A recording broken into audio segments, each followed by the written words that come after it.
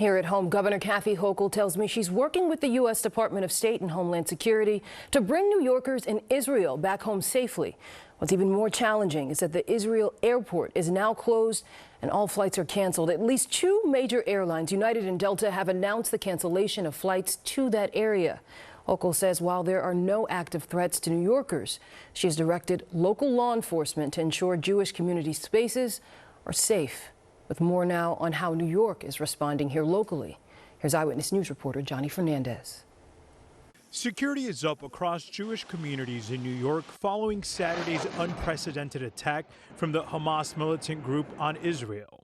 With New York having the largest Jewish population outside of Israel, Governor Hochul's office says it stands in solidarity with Israel and is working with the American Embassy to discuss ways to get New Yorkers home safely if they choose. That's why we've been in constant communication with the White House, the embassies, the State Department to ensure that the New Yorkers who went over to be with family for this beautiful holiday, this holy day, are returned home safely.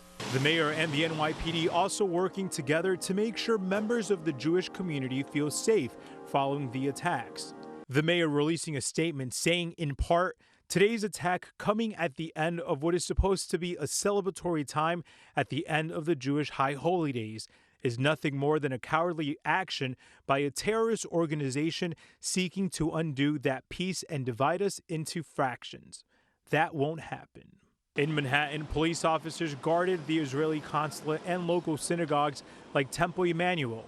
Inside, Rabbi Joshua Davidson addressed the attacks. In this moment, we pray for peace for all innocents caught in the crossfire of this hateful war against the Jewish state, Palestinians and Israelis alike.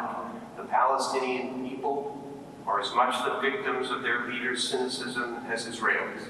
A similar scene outside the Palestinian embassy on Manhattan's east side. On Long Island, Nassau County Executive Bruce Blakeman worked with law enforcement officials to order a similar response to protect the Jewish community. Let me talk about Nassau County. Nassau County is home to hundreds of thousands of people who identify themselves as being Jewish. We are going to do everything in our power to make sure that they are safe. The mayor says despite being out of the city, he is in constant communication with the NYPD.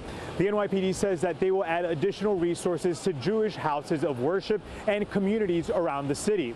At the moment, they say that there is no threat to New York City.